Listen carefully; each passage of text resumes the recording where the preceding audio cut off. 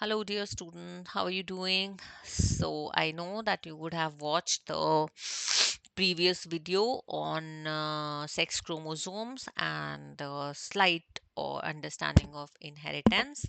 Or hope you have also liked the channel, subscribed it already क्योंकि इस पे continuously आपके ये छोटे छोटे कॉन्सेप्ट्स छोटी छोटी भाषा में इजी सी लैंग्वेज में I will be bringing it to you so that you are very very clear and apt on the concepts और आपके आंसर्स इतने परफेक्ट हो जाए कि बोर्ड में आपका ये कोई भी मार्क्स इस आंसर्स की वजह से डिडक्शन नहीं हो राइट सो अगर नहीं किया तो लाइक सब्सक्राइब शेयर कर लीजिए तुरंत and then we start with the topic inheritance in detail with example as I promised you right चलो तो हमने बात किया inheritance का ठीक है अब एक एग्जाम्पल से इसको देखते हैं ठीक है इनहेरिटेंस इतनी बार बोलते बोलते ये तो हमें समझ आ गया what is inheritance so transfer of एक बार फिर से बोलती हूँ transfer of characters from parents to offsprings right parents to their offsprings their children right and inheritance is basically जब पेरेंटल कैरेक्टर्स ही बच्चों में दिखने को मिलते हैं सो दैट इज इनहेरिटेड और that is continue like continuing है ना and then still but there are variations also right तो हम एक बार इस एग्जांपल के साथ इसको क्लैरिटी लेते हैं I give you N example of let us से टंग रोलिंग ठीक है जरा अपने घर में एक बार चेक करिए क्या पहले तो अपने आप को ही चेक करिए can you roll your tongue like in a cylindrical shape, right?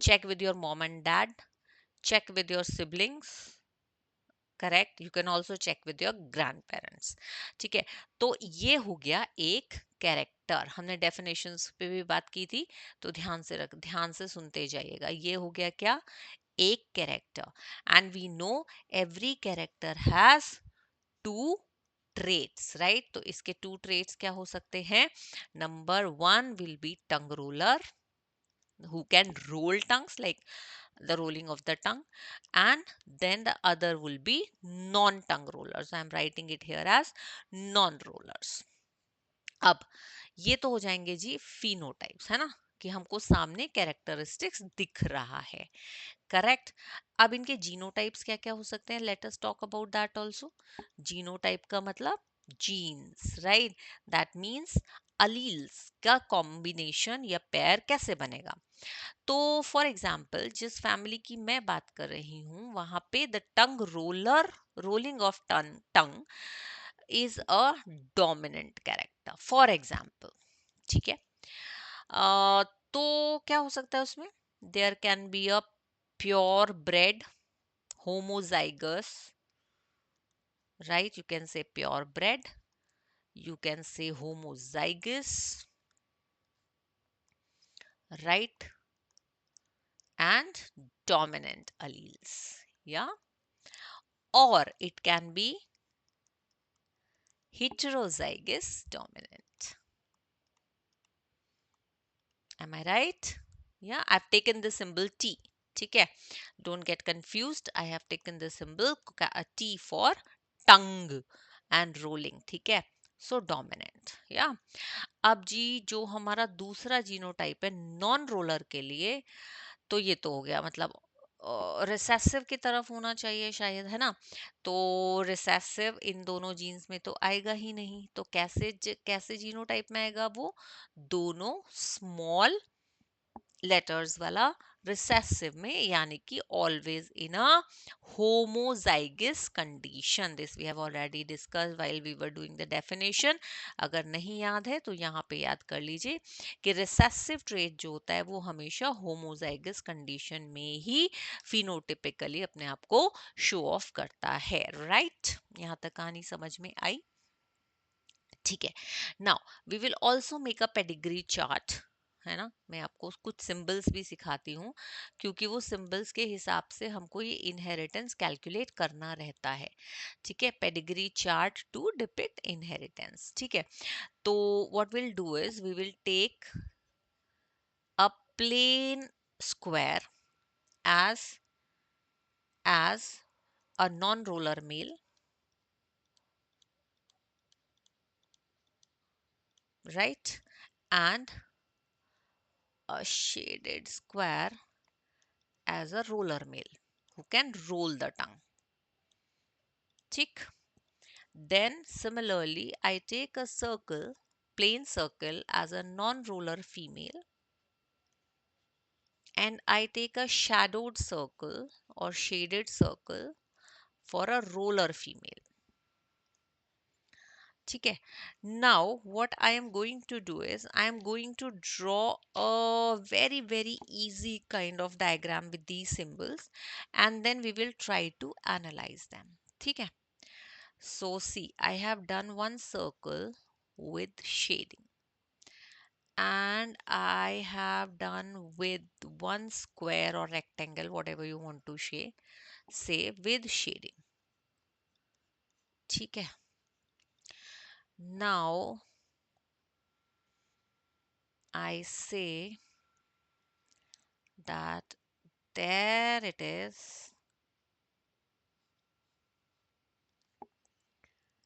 there it is,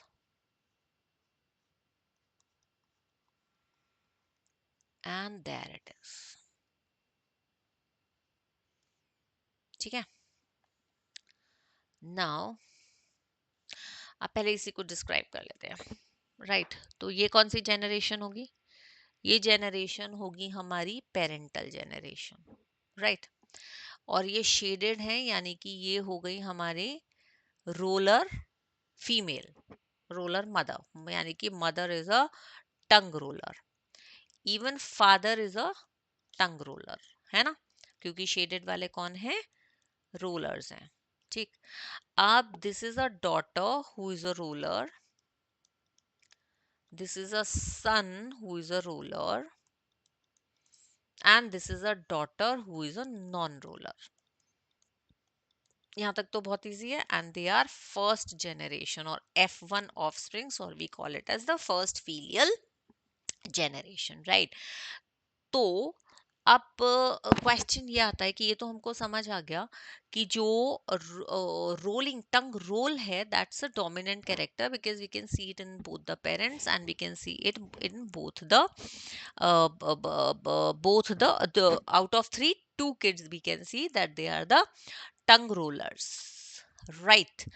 अब कहानी ये आती है कि what could be the genotype, what could be the genotype of parents, or what could be the genotype of offsprings? Can you tell me? Can you tell me? Now genotype of ये वाला तो पक्का पता है. क्या होगा? small t. Why? Because it is showing a recessive characteristics, and that is why the homozygous recessive condition has to be there. Right. अब कहानी आती है कि इन दोनों का क्या होगा. Now in most condition it should be, it could be this also or it could be this also. Agreed. दोनों हो सकते हैं ना ये वाले जीनोटाइप्स. करेक्ट. करेक्ट. लेकिन मेजॉरिटी चांसेस किसके? इसके. क्यों? क्योंकि अगर ये दोनों प्योर ब्रेड होते, राइट, तो रिसेसिव आता ही नहीं. कैसे? लेट अस चेक दोनों केसेस. ठीक है. नाउ लेट अस से दोनों पेरेंट्स प्योर ब्रेड होते हैं, तो प्योर ब्रेड का जीनोटाइप ये होता है ना. राइट. तो इनके गैमीट्स में आधे आधे जाते, यानी कि एक टी और एक टी इस पेरेंट का, और मैं इसको स्क्वायर में डालती हूँ. इसको हम पन्नेट स्क्वायर बोलते हैं. We call it as Punnett square where and we can easily see what are the products of a cross. ठीक है. तो ये दोनों के गैमीट्स मैंने ऐसे रख दिए, और इस पेरेंट के गैमीट्स में लेट्स से यहाँ पर ऐसे रख देती हूँ ब्लू में. Oh blue is not visible. Okay right. अब आते हैं जी, तो ये बना T T T T T T, ये तो सारे होमोजाइगस हो गए, करेक्ट। तो इसका मतलब पेरेंट्स में ऐसा तो नहीं है ना। नाउ अगर पेरेंट्स होते हेटेरोजाइगस फॉर एग्जांपल, तो गैमीट्स क्या क्या बनते? गैमीट्स बनते आपके capital T and small T, capital T and small T, right. और हमारा कॉम्बिनेशन कुछ ऐसा आता, यानी कि one recessive homozygous, one dominant homozygous and two recessive sorry dominant heterozygous। यही तो हमारे, अगर हम प्रीवियस पेज पे जाएं तो हम देखेंगे कि two one recessive homozygous and two recessive है, टू डोमिनेंट है। तो इसका मतलब हमारा this calculation is right. And the genotype of parents, तो genotype of parents is basically, genotype of the parents is basically capital T small t, that is heterozygous dominant, and genotype of offsprings is 2 is hit 2 is to 1, yani ki 2 is that would be ratio, will not write it this way. So 2 are hit, heterozygous dominant and 1 is homozygous recessive. So in the whole process, I hope you have understood that what happens is that parents ka co characters, traits, and that is how the genes basically, or the alleles basically get transferred from parents to offsprings. Yeah, right, understood. तो next एक बार अब हम देखते हैं कि even और क्या inheritable characters होते हैं, right? Now as I told you when I was talking about sex chromosomes, I told you that there are autosomes also in our body, yeah, in the human body, correct, or in every organism's body, ठीक है। Now we're talking of humans, तो इन autosomes chromosomes से linked भी inheritance होता है, ठीक है। इन क्रोमोसोम्स से लिंक्ड भी इनहेरिटेंस होता है, कैसे? I will give an example of this, okay. So that is called as autosomal inheritance, ठीक है। Now in human beings there is a disease, there is a condition, medical condition which is called as sickle cell anemia, right. और इसमें क्या होता है ना, जो RBCs होते हैं जो जनरली हमारे बाइकॉनकेव शेप के होते हैं, they convert into sickle shaped, right. So that is why it is called as sickle cell anaemia. Now इसकी वजह से the RBCs are not able to completely transfer oxygen and right, तो वो transportation वाला जो उसका फंक्शन होता है वो हिंडर हो जाता है, ठीक है। So RBCs become sickle shape in this condition, and this is basically, if I say it is an autosomal inheritance, I will actually give it a complete term as autosomal recessive inheritance. That means it only occurs as a recessive characteristic. That means in a homozygous kind of situation. ठीक है, चलो एक table बनाते हैं। हम्म, लेकिन उसमें पहले ये समझ लीजिए, I am giving you certain symbols, वो ही रखेंगे स्क्वायर वाला और सर्कल वाला, ठीक है। एच बी जीरो जब मैं लिख रही हूं, that means that is an unaffected individual, shaded will definitely be affected, empty spaces will be unaffected, ठीक है। सो जब पेडिग्री बनाऊंगी तो उसमें शेडेड मीन्स अफेक्टेड है, empty spaces are unaffected. ठीक है.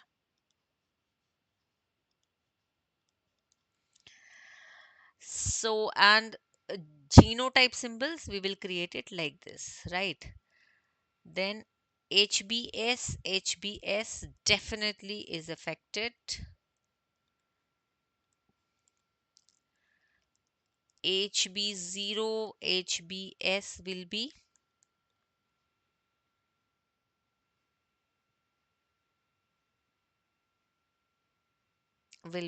carriers. Carrier of the disease है ना. कुछ लोग ऐसे होते हैं जिसमें ये डिजीज होती है पर हिडन रहती है, तो it is only coming up, और या ये मेडिकल कंडीशन ओनली शो करती है when the chances are favourable. Chances are favourable मतलब जब ये वाली कंडीशन अचीव हो जाएगी. ठीक है, राइट. चलो, तो अब हम बनाते हैं इसका pedigree chart and then we will discuss it. Right. तो मैंने क्या किया, मैंने लिया एक प्लेन स्क्वायर, फिर एक सर्कल, फिर एक प्लेन सर्कल, फिर एक सर्कल जिसमें कि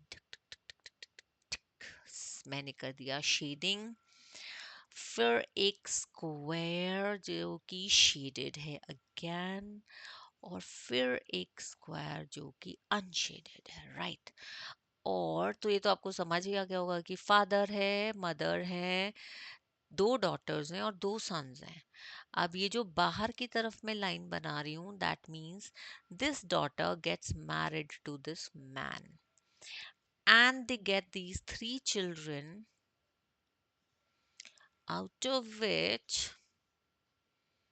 this is a shaded square, right, and these are unshaded circles. आई कहानी समझ. अब चलते हैं.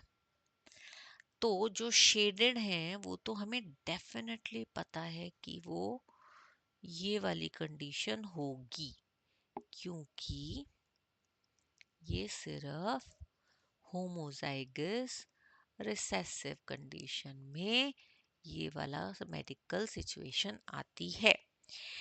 अब ये अगर होमोजाइगस रिसेसिव कंडीशन है, दैट मीन्स एनालिसिस कर रहे हैं, ठीक है, दैट मीन्स ये पेरेंट्स जो हैं ये कैसे होने चाहिए, they should be heterozygous, right. Now heterozygous का मतलब they should be HB0 and HBS, HB0 and HBS. That means they both are carriers. Correct? Correct? Yes. Right?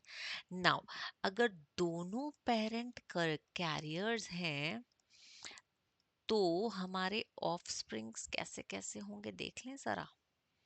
Let us make this Punnett square here for the calculation and let us check it out.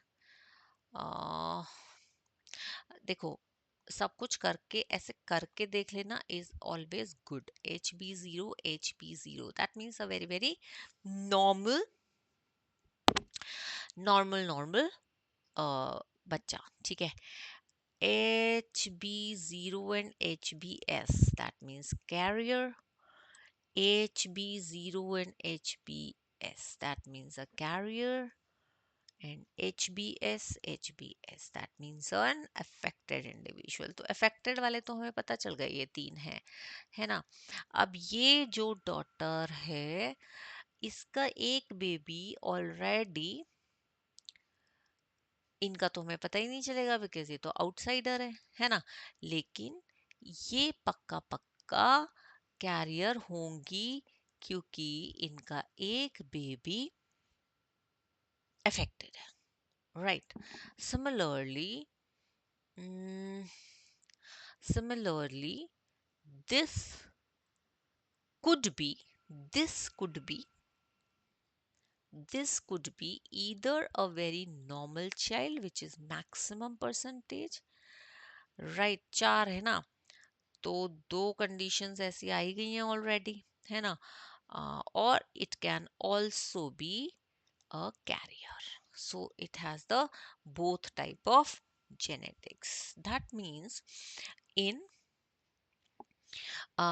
in autosomal recessive conditions, irrespective of what is the sex of the child, the the inheritance of the situations or the characteristics can happen, right, in various conditions, as we have seen in this case of sickle cell anemia.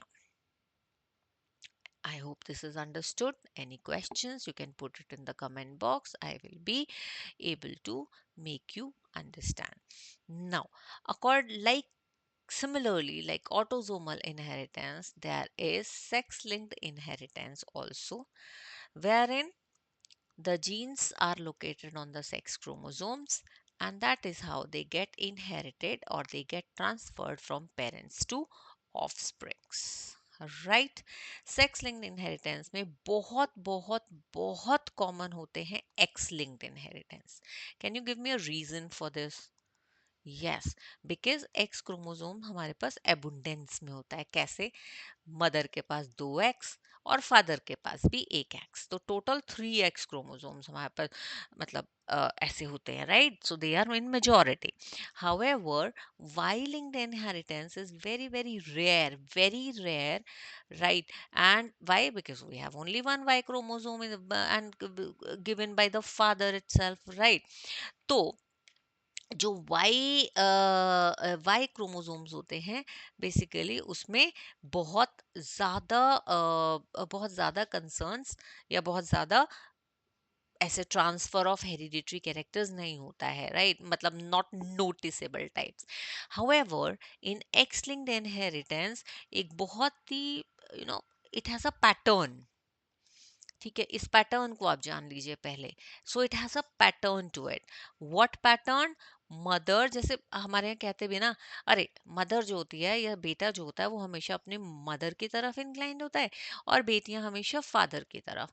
तो ये जो sex linked inheritance, X linked inheritances होते हैं ना, उनका pattern क्या होता है कि it always goes from mothers to son, it always goes from father to daughter.